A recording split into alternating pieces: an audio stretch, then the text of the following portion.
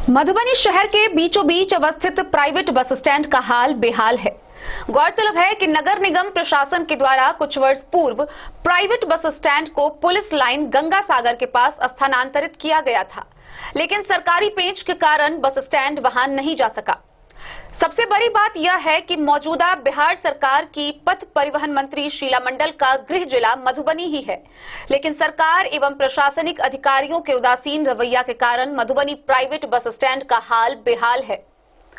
गौरतलब है कि इस समय मधुबनी नगर निगम के चुनाव को लेकर शहर में सरगर्मी तेज है, लेकिन बुनियादी सुविधाओं से जूझ रहे बस स्टैंड की ओर ना तो किसी का ध्यान है और ना ही इसे सही करने को लेकर कोई पहल की जा रही है।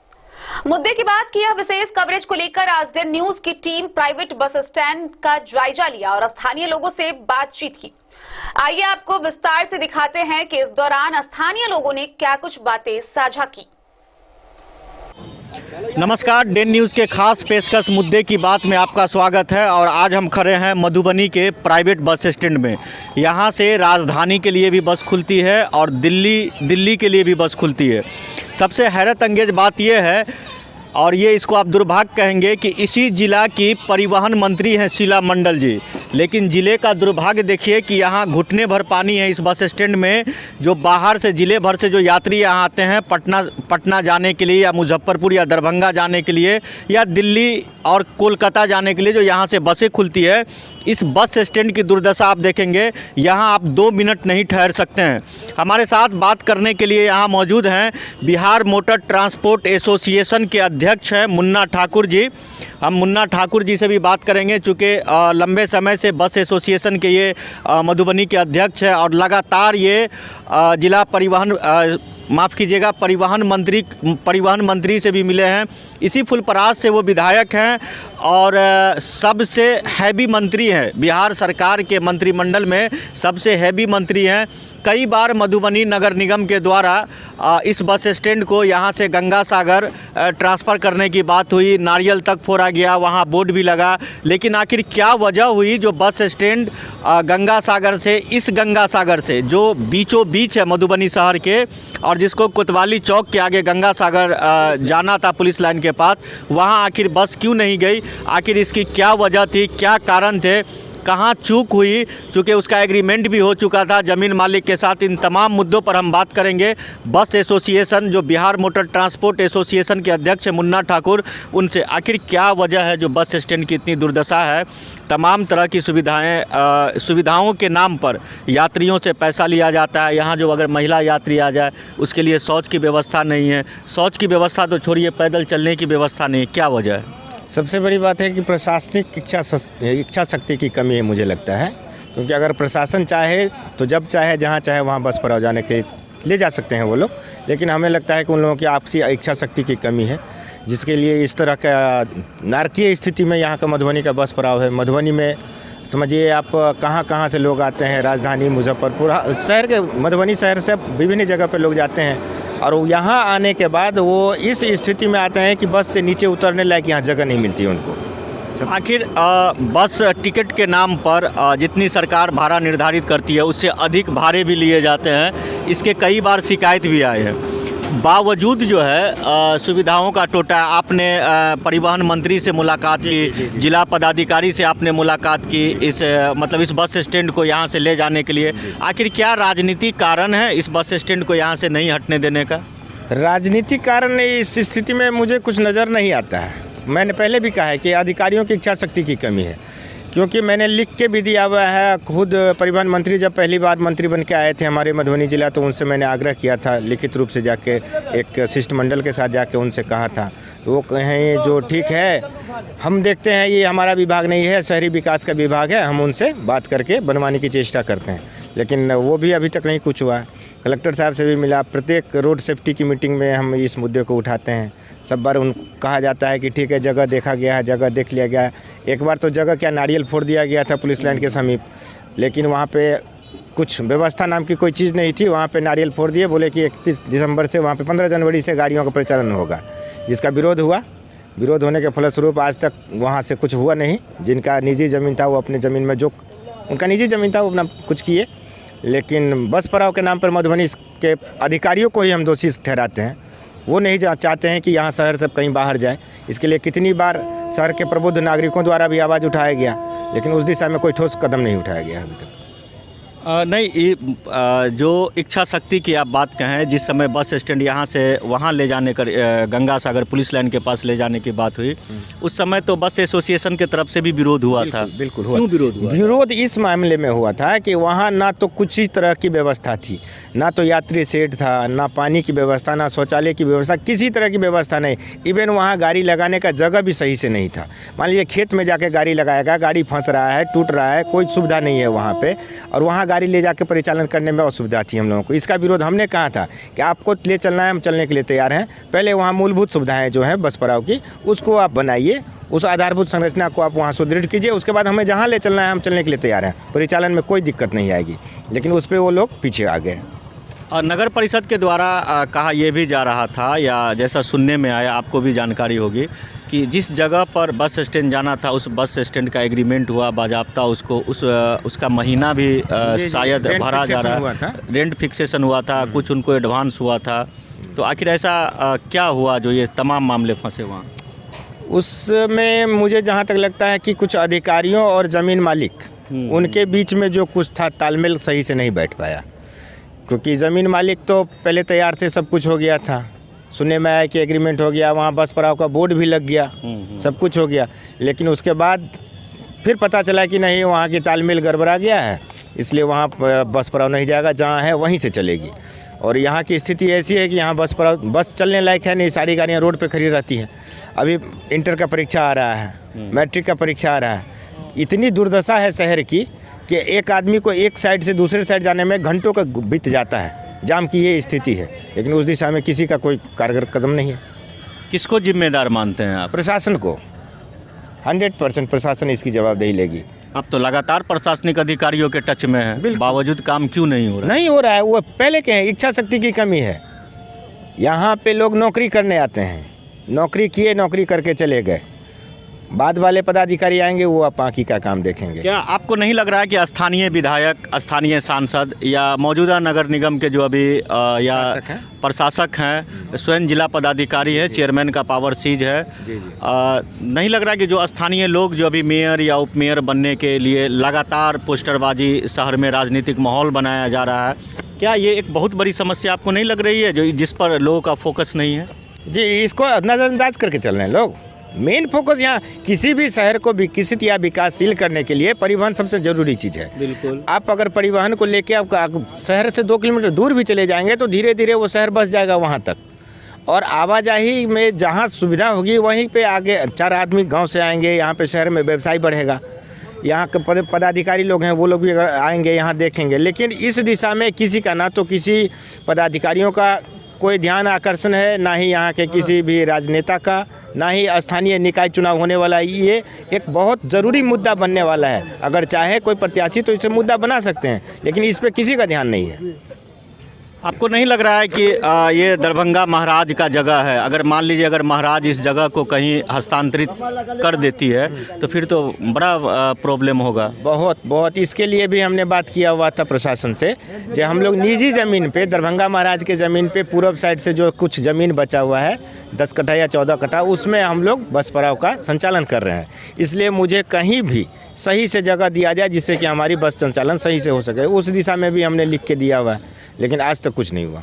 अभी जो है ये तो एक साइड आपको सरकारी बस स्टैंड है, जी। दूसरे पार्ट में प्राइवेट बस स्टैंड है। प्राइवेट बस स्टैंड या यूं कहे सरकारी बस स्टैंड कह सकते हैं, दोनों की दुर्दशा एक समान है। जी। अगर महिलाएं यहाँ उतर जाए तो हम अपने सहयोगी सोनू को कहेंगे दिखाने के लिए कि अगर महिलाएं यहाँ उतर जाए तो शायद बस से उतरने के बाद वो यहाँ नहीं आ सकती है।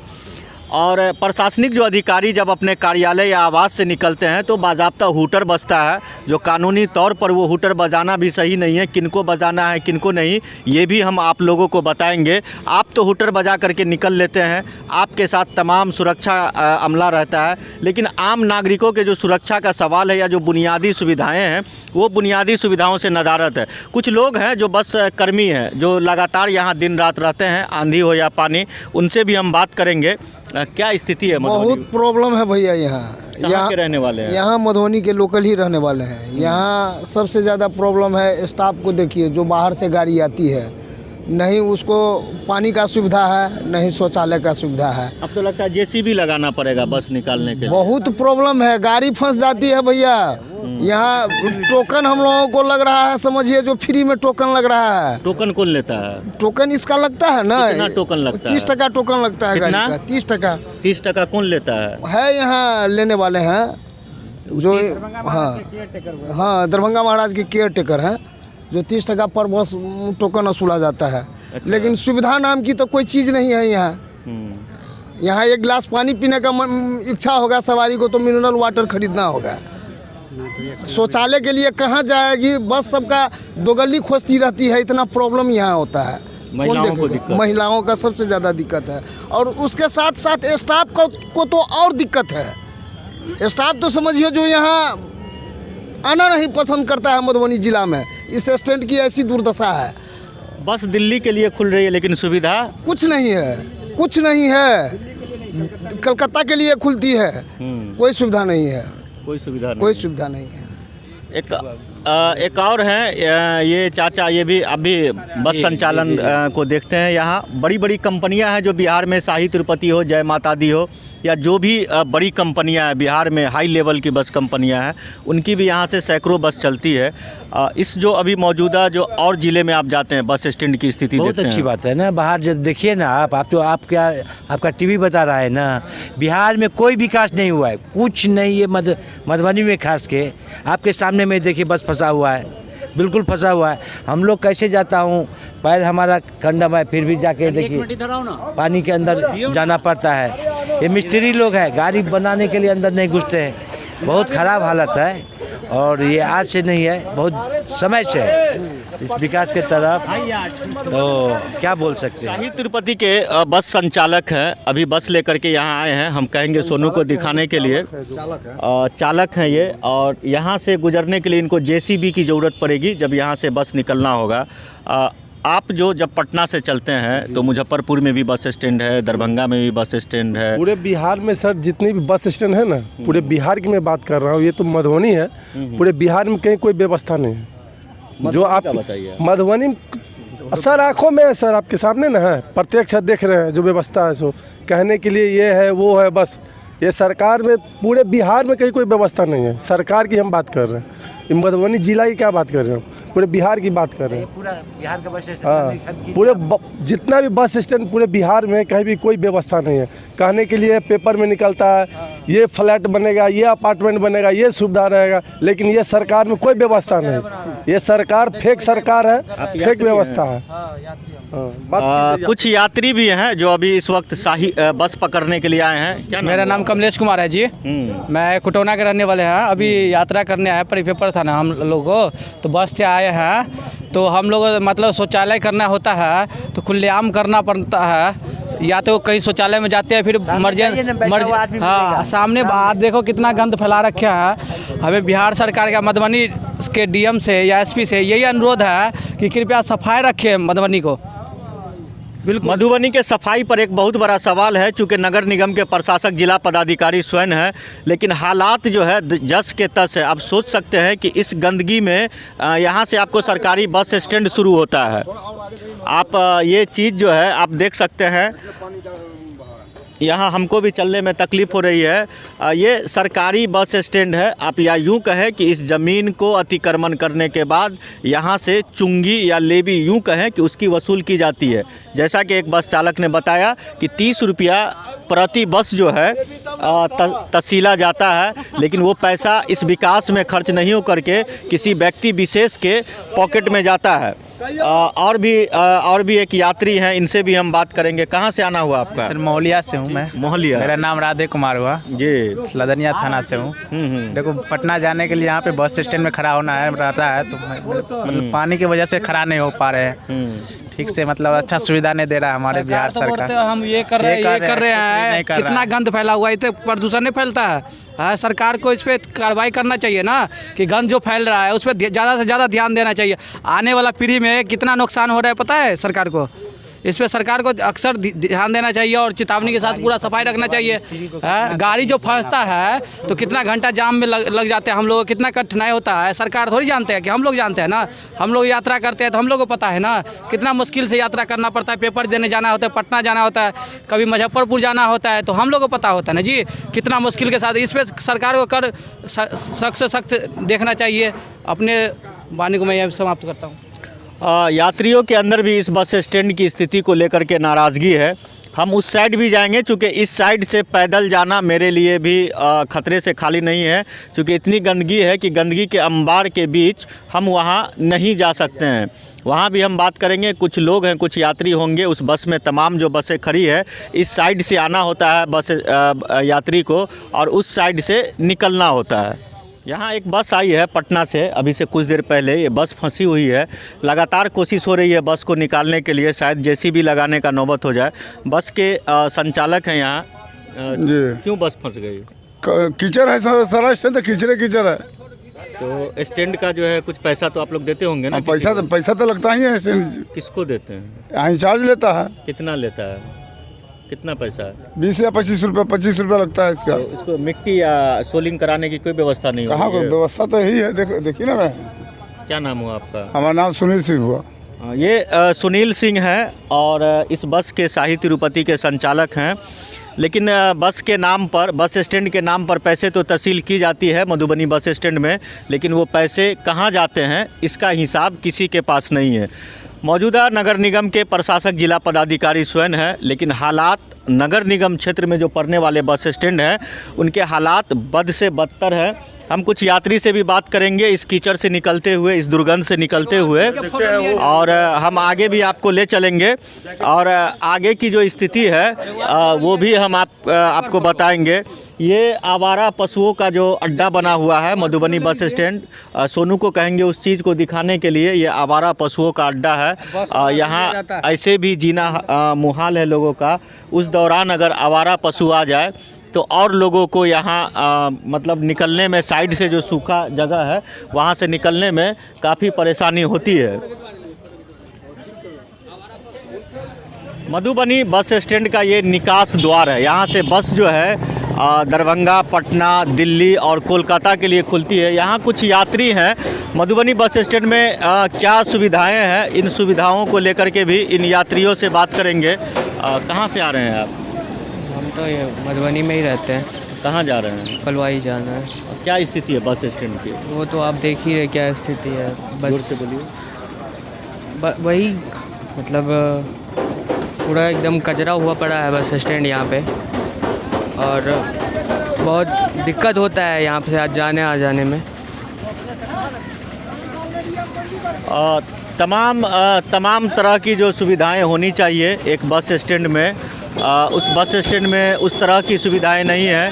ट्रैफिक पुलिस के नाम पर एक होमगार्ड को यहाँ लगाया गया है जो यहाँ से ट्रैफिक को नियंत्रित करते हैं, लेकिन शायद भीड़ अधिक हो जाने के कारण कभी कभी इनको भी नहीं होता। क्योंकि ये माल गोदाम रोड है और इस सड़क पर कीचड़ के कारण इस सड़क पर तमाम बसेस जो हैं, तमाम बसों को सड़क के दोनों किनारे लगाया जाता है, जिस कारण बाहर से जो आने वाली गाड़ियां हैं उसको भी यहाँ से अगर वो आ जाती है बड़ी गाड़ियाँ तो जाम होने के कारण लोगों को दिक्कत होती है।